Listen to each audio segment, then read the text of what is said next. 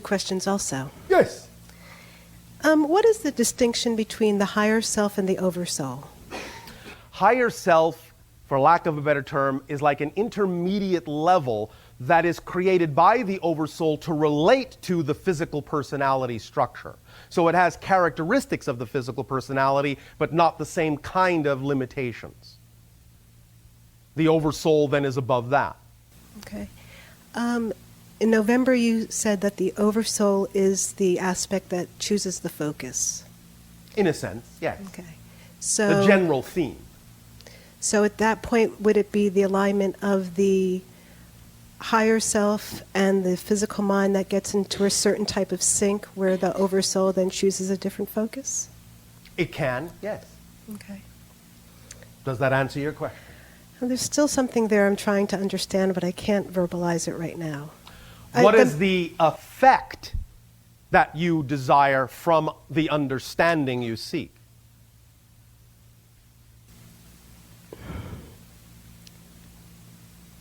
Remember our last private where I'm assuming it was my higher self that told me something that was not necessarily true, but it was to get me to see that I was playing the game of sacrifice? Yes.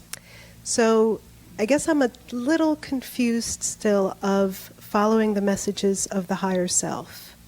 The idea of following the messages of the higher self is simply always to put you in touch with your true self, no matter how it does it.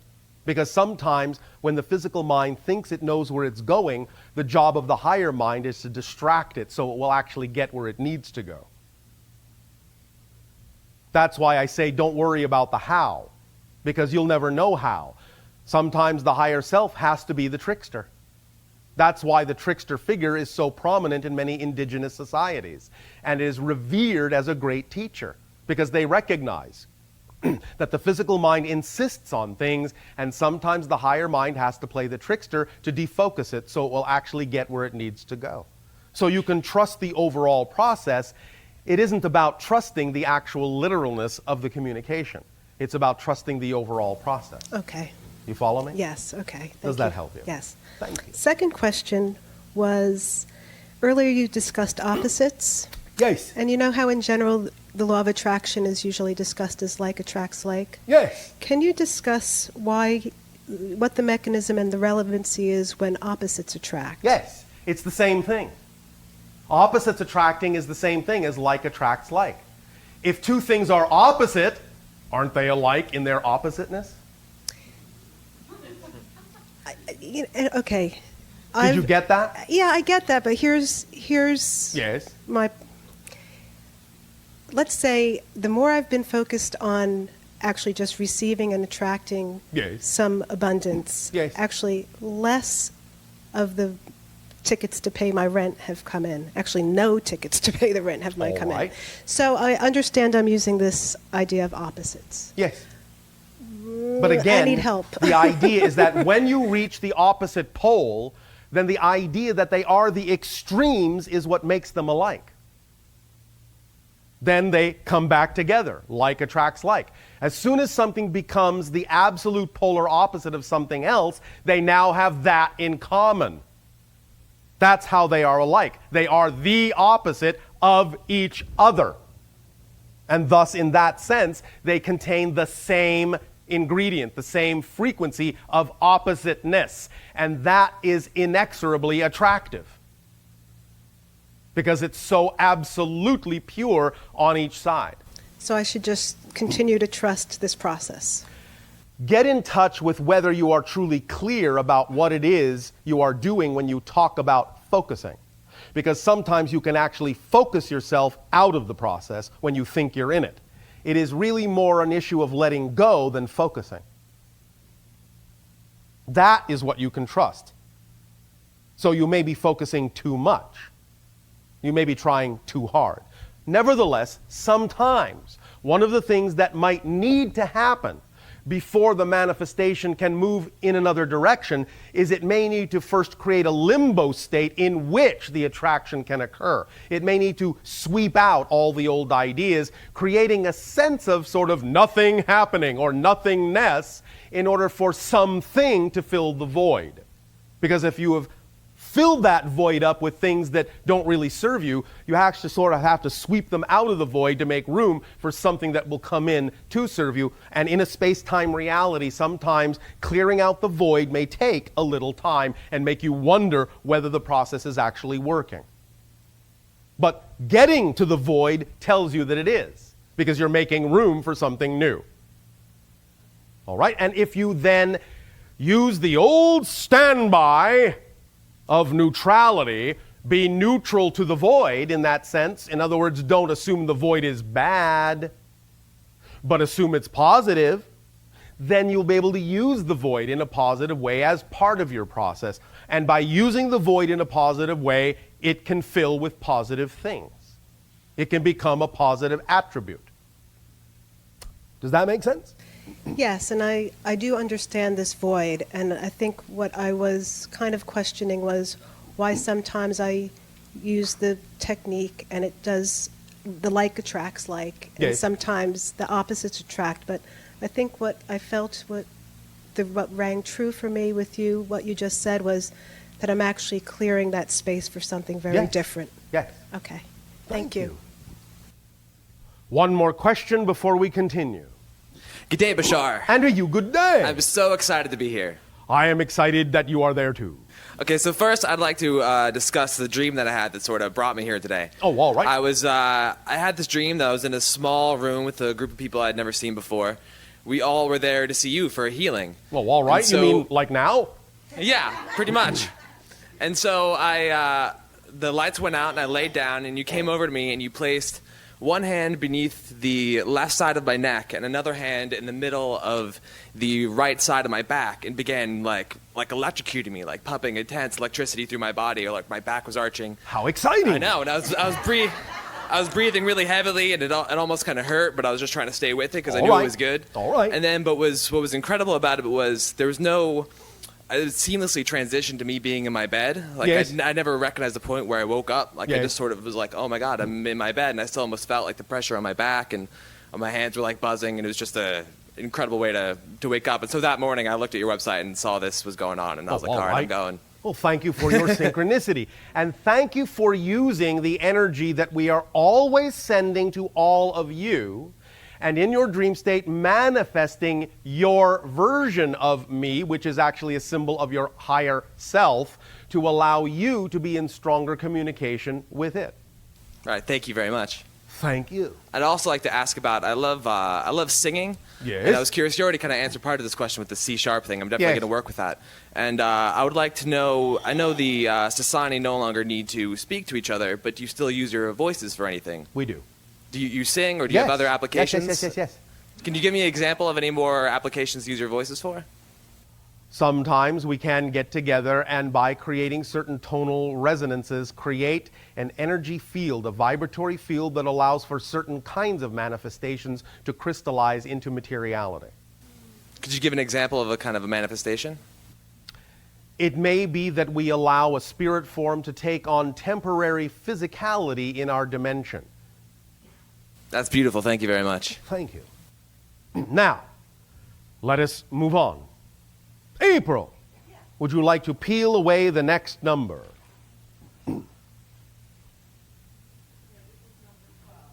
Number 12. What have you found? I found my way. It's a compass needle. The compass needle. All right. Simply put,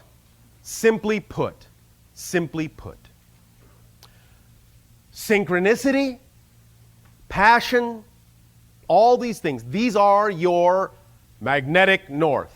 These are your true self vibrations. You are the compass needle. Anytime you are willing to allow yourself to point in the direction, to move in the direction of what it is that excites you the most, what it is that is most true for you, what it is you are most passionate about, you will always be pointing in the direction of your truest self. Always. Always. Anytime you go in another direction, you will always wind up one way or another in your truest self, but you may be creating a longer path than you actually prefer to take. If the road needs to meander, let it meander naturally within your passion. Let your passion show you that you need to turn left or you need to turn right. But I would suggest you do that rather than insist on turning left or insist on turning right when your passion actually lies in another direction. Anytime you bring insistence into it, anytime you overpower the compass needle with another magnet of assumption and bend the needle around in that direction thinking that's the way you ought to go, you will always be creating a tributary that will take you on a detour, a longer path around than you could have. Again, no judgment, nothing wrong with it. If you decide to do that, that's your choice and you can still learn a lot from it. You will always wind up eventually where you need to wind up because all roads lead to God.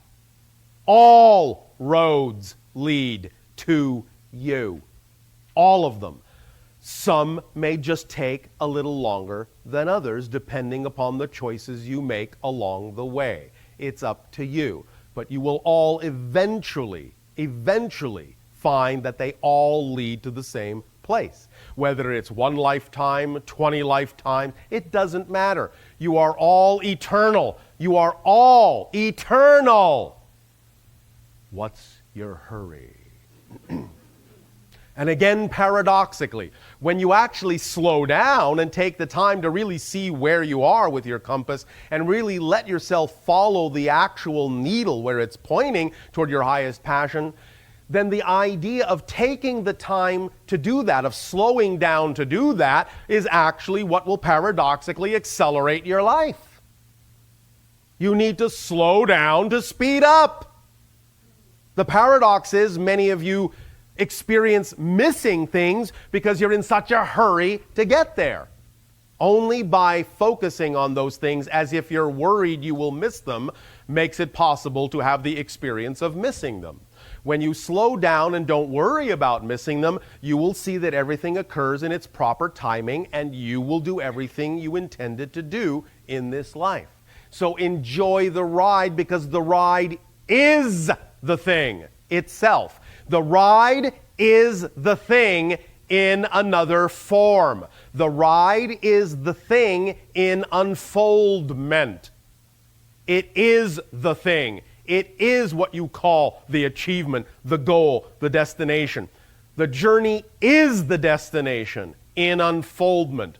If you just arrived at a destination without the journey, you wouldn't even recognize it for what it was. You would have no way of relating to it. You would not have gathered the things that you require, that you decided you require, that you chose to require in this life to fully appreciate yourself and it. So, appreciation makes things grow. Appreciation is growth. The idea is to slow down and appreciate so that the growth can actually happen more quickly. Number 13. Ooh. What have we got? Positive and negative. And removing other 13A, 13B. All right. Now, thank you very much. You may sit down. All right. Want me to describe what's there? If you wish. Okay, it's a line. It looks like it could be a ruler or something. It is, in that sense, simply a number line.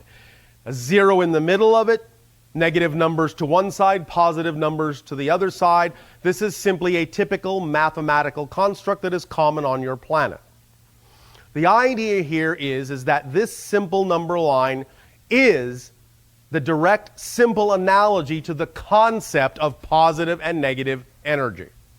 When we talk about the concept of positive and negative situations and energy, we are only speaking of them in the mechanical context that one direction is integrative and one direction is segregative. There is absolutely no subjective judgment call on this at all.